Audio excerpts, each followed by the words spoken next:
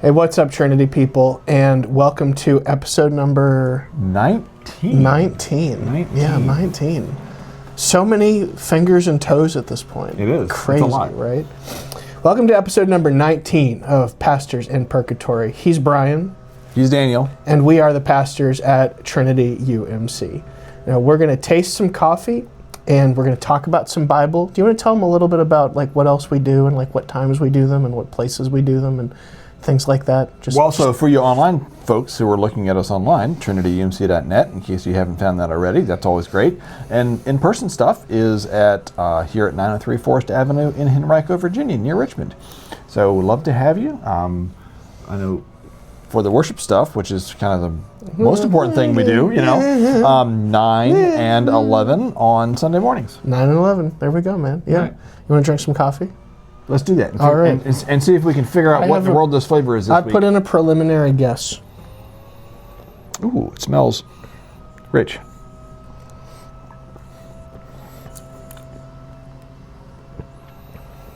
This is one of those that's confusing because it smells like it's a sweet flavor, but the coffee isn't sweet because there's no sugar in it. So it's always confusing. I said before, my preliminary guess, I thought it was Reese's.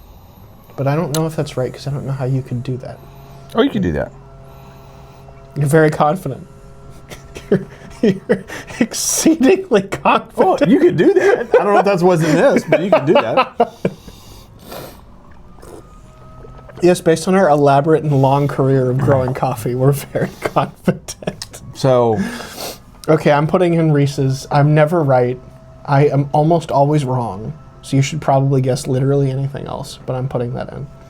Well, I think there is something sweet in this, like whether it's the sweet peanut butter thing or. Well, or I will say I know but I'm right that there's something savory. It's like sweet and savory. Yeah. So I'm willing to go with your guess. I'm not sure it's right. But it's dangerous. I don't think. Maybe you want to go salted caramel or something like that. So no, there is a sweet thing though. Oh wait, it's not that cinnamon roll thing, is it? You just got to smile from behind the camera, right, y'all. Okay. So you said Reese's. I said maybe cinnamon. Yeah, that's fine. Okay. 3, 2, 1. French toast, cinnamon, and maple. Oh. All right, y'all. So we just did a little outtake where I think we were a little crazy and wild, but it was fun, right? And we were just told not to be stupid. So I'm gonna bring in some. Good luck. Thank you. I'm not sure I'm up for the task, but I'm crossing my fingers. So I'm going to bring in... I'm going to have more cinnamon maple while you're talking. That'll jazz you up. It'll make it even better. So focused. So I'm going to bring in some theology here. Okay. So I know kind of what we're looking at talking... If this is okay. I know kind of what we're looking at talking about. I'm sorry. I don't know where that came from. What we're looking at talking about this week is this concept of calling, right? Yes. And I know that, you and I have both very much felt over the years a calling, even when it involves doing crazy things like drinking coffee or eating disgusting peeps, it has to be said, a pretty clear calling to ministry. I teach it's not just a job. It's not just a job. Yeah. I teach the students that our calling is where our deep gladness and the world's deep hunger meet. That's a good sort of a paraphrase of a quote from a guy named Frederick Buechner. But again, I know the sermon this week is about calling. It is.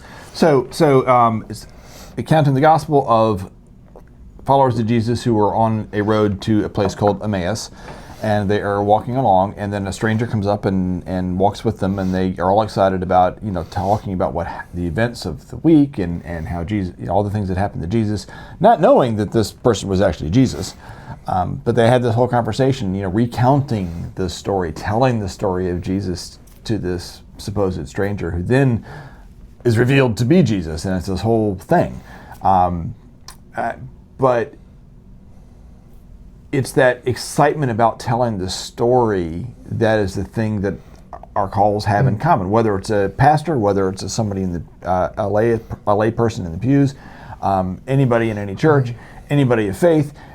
That telling the story is the call, because that's the job. That's what we do. And some of us have a specified calling to make that a more of a professional type thing, a full-time thing. Most others don't. It's something else. But it's still that same sharing of the gospel story, sharing of this the miracle of resurrection, sharing of the hope that brings in a world that's fallen. That's the cool part of the story. Mm-hmm. And we're all part of that. And so, a great way is to see what that means for us is to follow along in our worship on Sunday.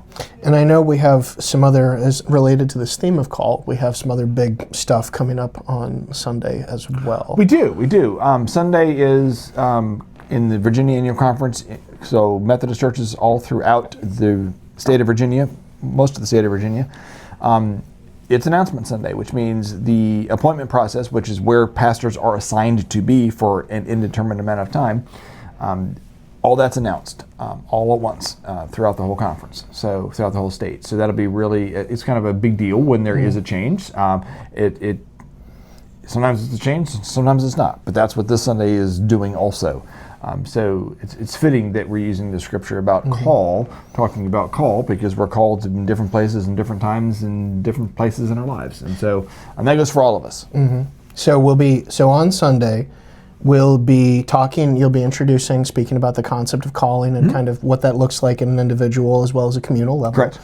We will learn a little bit more about clergy who are being called and sent in various places in the area in the state of Virginia. And then we can all reflect together on the future that God is calling us to. Certainly we believe very strongly that God has a plan for Trinity UMC and a destination for Trinity UMC. This Sunday will be a great chance to reflect on that, especially if that is something you are interested in being a part of. So come hang out with us again at 9 a.m., 11 a.m., 903 Forest Avenue, or online.